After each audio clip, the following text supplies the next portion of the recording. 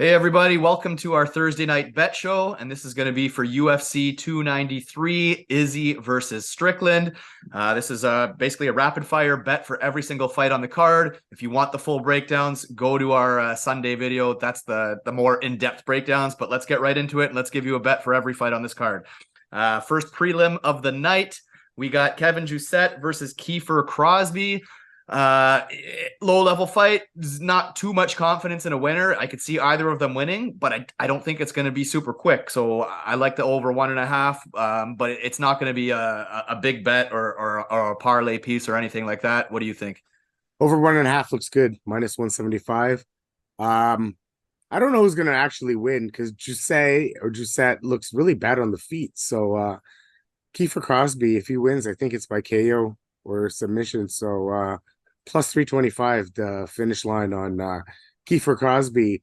He is SPG Ireland probably, so you never know with that. But all in all, it's a pass. But those are the two best spots I find. Sounds good. Next fight of the night, we got hometown boy Shane Jung from City Kickboxing versus Gabriel Miranda. Jung minus 160, Miranda plus 130. I don't like either of these guys at all whatsoever. I was thinking, oh, you know what? Maybe I see another over here, but you know what? I'll take the dog at plus money. But again, not a parlay piece, not a high confident pick, but plus money on the dog. That would be my pick if I was forcing a bet for this fight. What do you think? I like the dog too. His finish line is only plus 210, so why even do that at plus 140? You know what I mean? And his double victory is all plus 210 for submission, decision, or TKO decision submission as well. So why do that? His KO decision line is plus 450. That's interesting, but he's not going to KO him. So go to his decision line plus 700 on Gabriel Miranda. I think you could find a worse start throw than plus 700. That's actually not bad for a guy that you think that might be able to outgrapple somebody. Shane Young's not completely undurable. He doesn't seem chinny. That hit kick by Ludwig Klein was a good one. And submission defense has panned out so far. So if you think Miranda takes him down, I think plus 700 seems like pretty decent just gamble. Yeah. All right. Next fight of the night, we got Blood Diamond versus Charlie Radtke. Blood Diamond, these are all opening odds, by the way. Plus 200, Charlie Radtke minus 250. I like Charlie Radtke to win, but I'm also thinking maybe fight doesn't go the distance because I think if Blood Diamond wins, he's probably going to knock him out. And if Charlie Radtke wins, he probably takes him down and taps him out. So I'm kind of liking the fight not to go the distance because Blood Diamond does have a chance. He has stuffed takedowns. He doesn't have the worst takedown defense in the world. So there's a world where he scores a knockout. So fight doesn't go the distance. I think I like that. But again, none of these picks yet are going to be big plays for me. What do you think? I like Radtke still. And Blood Diamond on the ground in that last fight didn't get finished by Koski, but I think that's because Koski doesn't have like the greatest of submission grappling. Radtke seems to have a little bit better submission grappling. So I found a line here, submission or decision plus 100. I don't think he's going to stand with him and fucking bang it out with Blood Diamond because that's Blood Diamond's world, right? That's the only thing he's probably half good at. So I feel like it's going to be on the ground. So he's either submit him or just decision. So take a minus 275 down to a plus 100. If you're on that side, that's not bad. Yeah, no, that sounds right. Moving on to the next fight, we got Nasrat Haqparast minus 400 versus Landon Quinones. I think Nasrat's pretty damn safe here, barring him getting caught early with a huge shot. He should cruise here, and he's not a huge finisher. So I'm struggling with this. I'm like, do I want him by decision? He might get a finish later in the fight. So I think the Nasrat over 1.5 seems kind of like the play here. If you want that extra value, because I think that brings it to about minus 150. Otherwise, minus 400 is kind of a pass or a parlay builder, maybe. But I think Nasrat over 1.5. I think. What do you think? So Landon, I finally looked at he was the guy that got tapped out from Jason Knight on The Ultimate Fighter by a triangle choke. And he went to the ground with Jason Knight. So the fight IQ doesn't seem the greatest.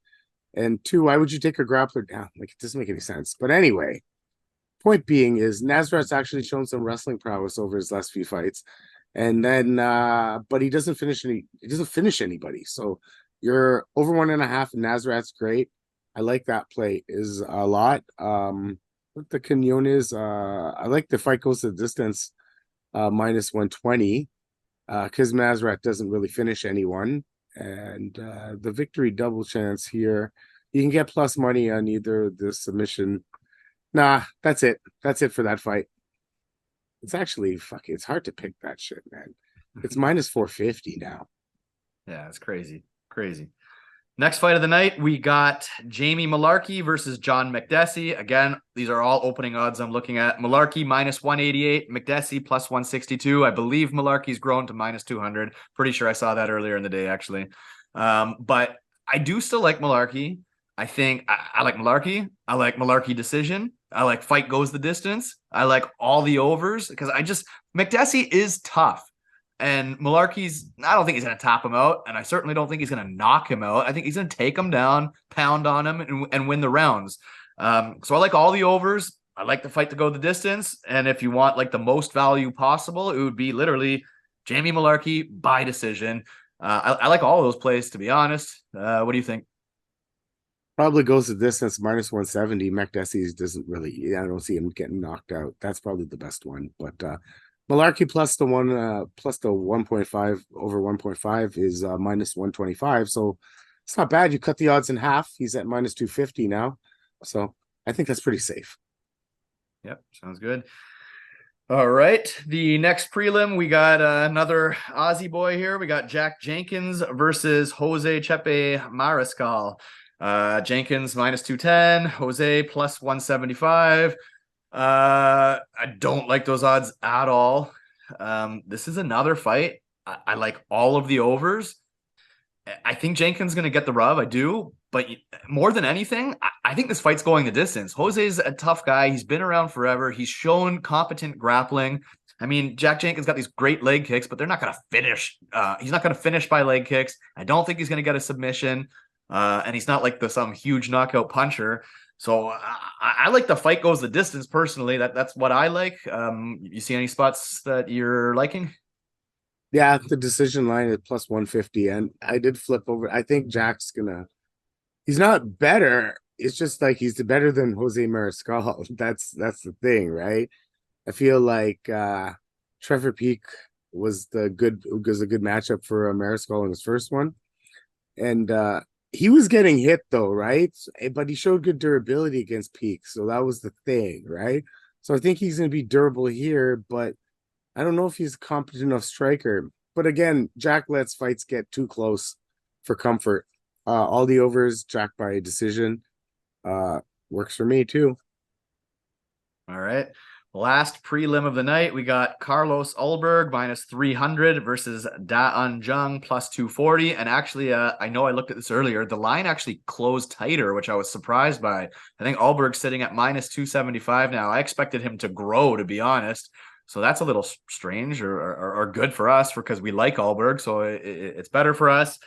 Yeah, I like Ulberg. I like Ulberg by finish, which I think is like minus 150 or 125 or something I saw earlier. Minus 140. Minus 140. I mean, I like that. This is all going to be if Ulberg lays back and fights slow and just wants to cruise to a decision, or whether he wants to friggin' just crack him and put him out, because I think he could do either. So I think it's Ulberg all day. It's a matter if you want that extra value or not. But I think he'll be a parlay piece more than a single for me. What do you think? I don't like a prop on this fight. I like Ulberg, and that's about it because I don't know what he's going to do. I mean, I'm not going to go on a limb and say he can't decision this guy, but it's highly unlikely.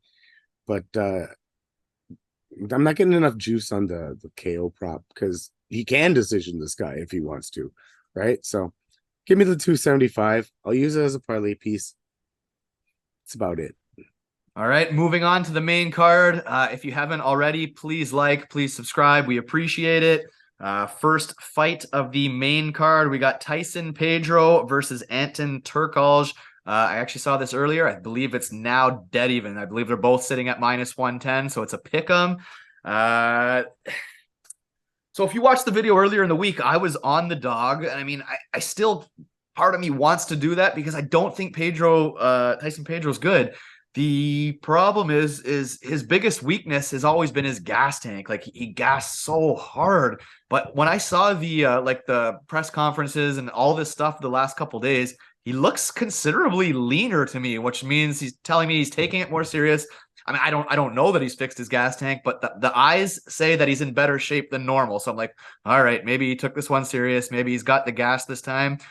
So I don't have any confidence in this fight whatsoever. For me, it's not often I say I straight up pass. I think I'm going to straight up pass here. What do you like? I don't know what I like on this fight because Turkalj, we looked at that Petrino fight, and Petrino's a hard hitter too. And Turkalj showed some good durability, right? So honestly, I was leaning Pedro earlier because I thought he was going to get the rub. I thought this was a setup fight. I thought Turkalj, I still think is bottom of the barrel. Don't get me wrong, but I just don't think Tyson's like that much up the barrel, if you know what I mean. So it's hard.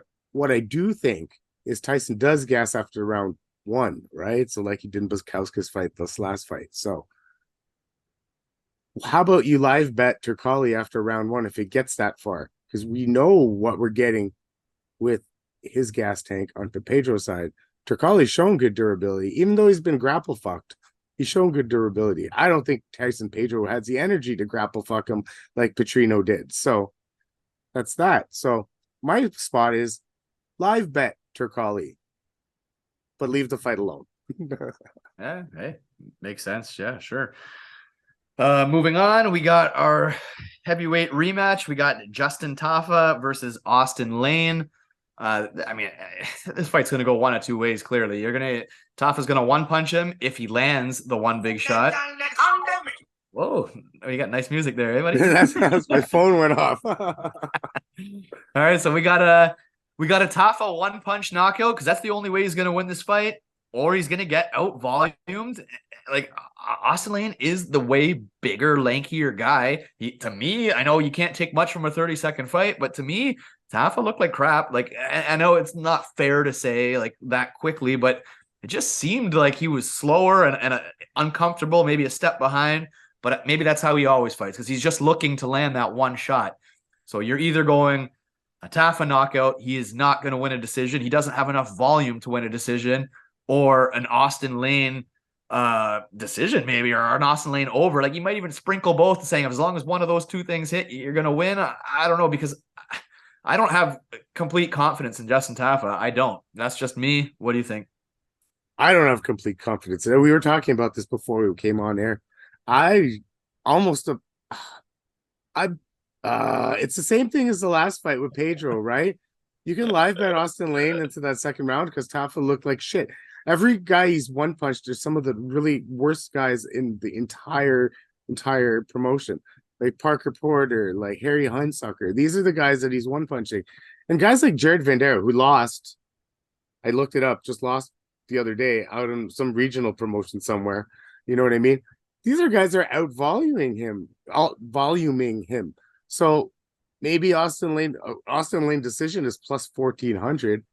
It's not outside of the fucking box to think that. Plus 187 is not bad at all because on his KO submission prop it's plus 220, right? So plus 187 is good enough for me. But if you want to take a stab at plus 1400, I mean, Austin Lane pays you 150. $10 will give you 150. Yeah, like not bad, man. Like, let's put it that way. Like, I don't see Austin Lane one punching or even like, I mean, I've seen Tafa take a whole bunch of punishment to the face. Like, he seems durable enough. Austin Lane could put him down.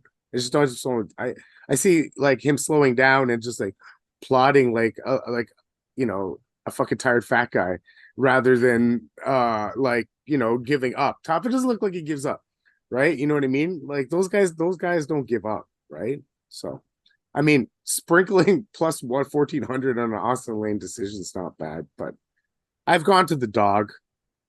I watched the 30 seconds that we talked about. I said, I didn't realize how bad he looked in 30 seconds, but like Tafa's looked bad in other fights as well, too, right? The ones where he's not winning, he doesn't look good. Absolutely. All right, moving on to the featured fight. We got Manel Kape versus Felipe dos Santos, the debuting shootbox fighter here. Manel Kape's grown even more. He opened at minus 300, minus 350, and now he's at like minus 450, I think. 400 only.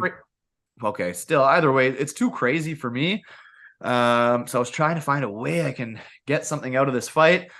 And then if you look at their energy at the conference and at their face-offs and everything, they both look super intense and super. So I think maybe you play a finish prop here to get you some decent value, but it's definitely not a parlay piece. Like this is, you got to pick a prop, because I ain't parlaying minus 450.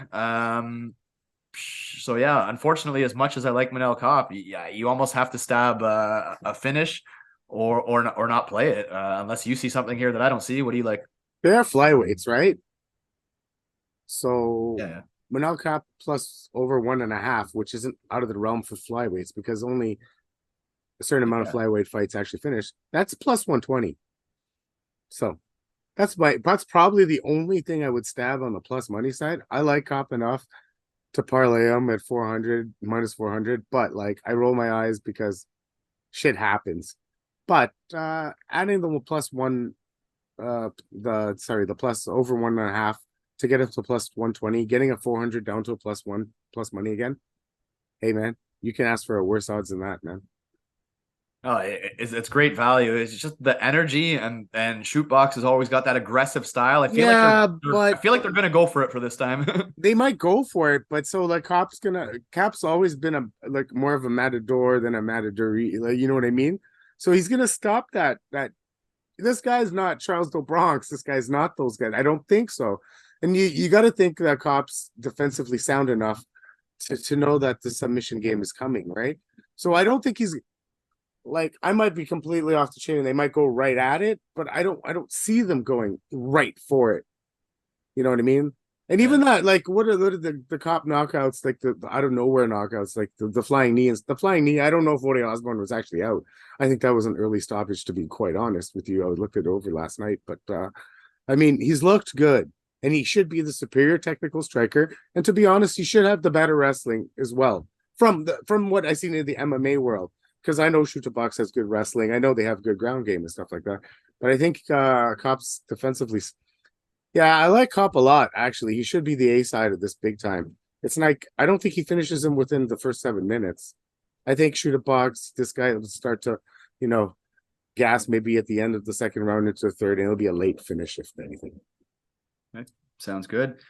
All right, we got the co-main event of the evening. We got two heavyweight strikers. Should be fun while it lasts. We got Tuivasa versus Alexander Volkov.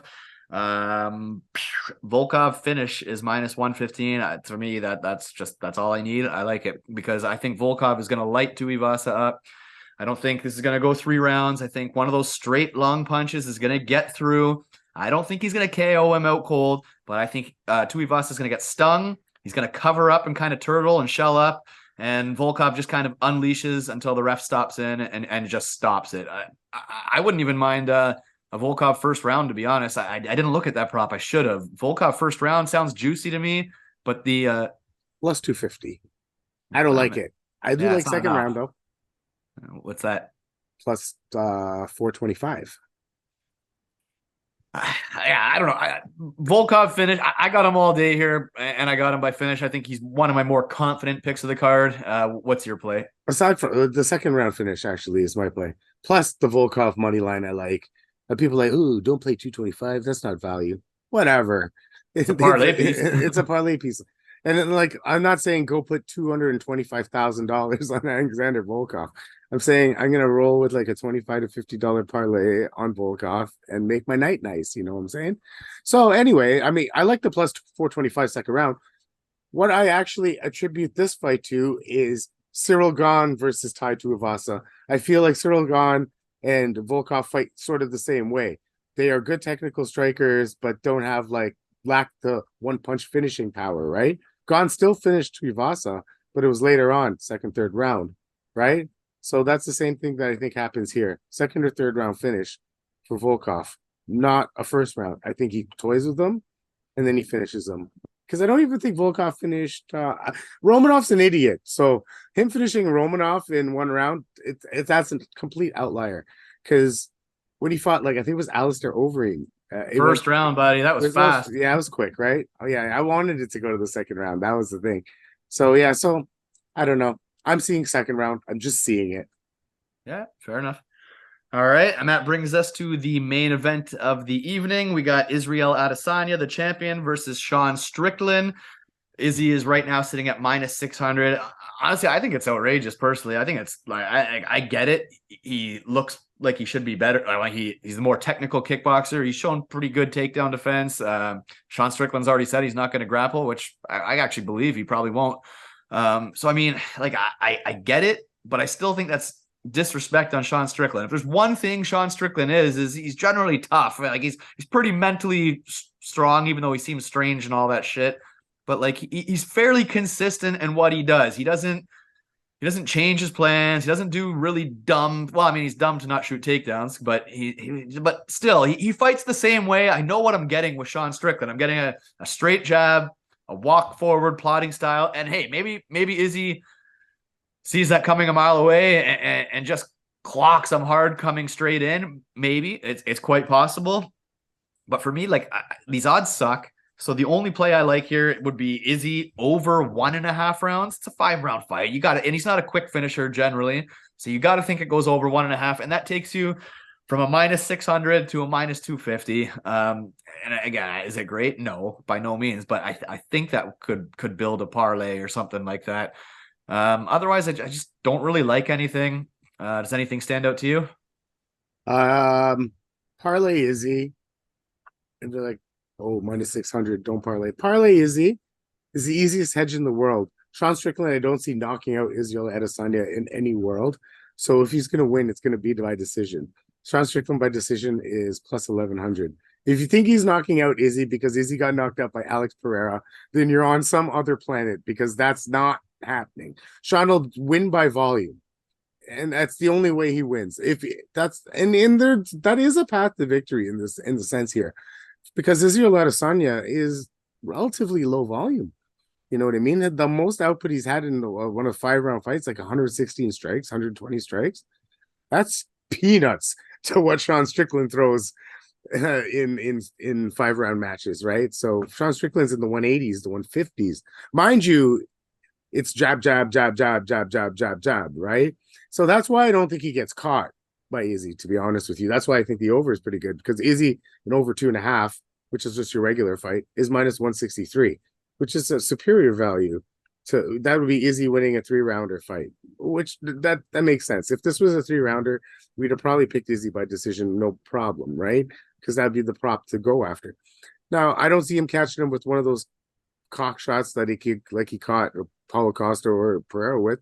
Because that's not the way Sean fights. It's jab, jab. He's not hooking and not coming and not dipping, and he doesn't jive like that. So for Izzy might hit him. I'm not saying Izzy can't counterpunch him, but counterpunching a jab is way different than counterpunching like a flying in hook or an uppercut or something like that. You know what I mean? So if it's just jabs, because that's Sean's bread and butter right there, right? So he'll come in with the right hand ever so often. I don't think he's hitting Izzy with the right hand, because Izzy will see it coming a mile away. But yeah, Sean's not going to change, buddy. He's going to do his normal thing. I don't know, man. We got to make the odds better, because we all think Izzy's going to win. So how do you make these things better, right? So yeah, that's it, 100%. All right, guys, these were the bets for UFC 293. Again, please subscribe, drop us a comment. Let us know if there's a prop you like. I mean, maybe we missed something. If you see some killer prop, some killer value, let us know. I like following other people's crazy plays sometimes too. And yeah, let's enjoy these fights. Remember, it's in Australia, so I believe the card's a little bit earlier than normal. So make sure you're ready for it. Well, what's the start time there? I'm checking right now. I don't think it is normal. I think it's not. I think it's just earlier. It's got to be earlier. Really? No. Australia cards? 10 p.m., babe. Really? Yeah, it's good. I got baseball playoffs anyway, so I want to get ready I for it. hate the early cards. I like to make my night out of it, get a good buzz going, and Yeah. fucking start screaming at the TV and scaring my kids. I fucking love it. Yeah, me too, man. But when it's early, you can't even like, prepare for it. You're like watching a card at like 12 o'clock. It's not cool. All right. So sorry about my time reference there, but good luck Saturday night. Again, drop us a comment and we'll see you for the next one.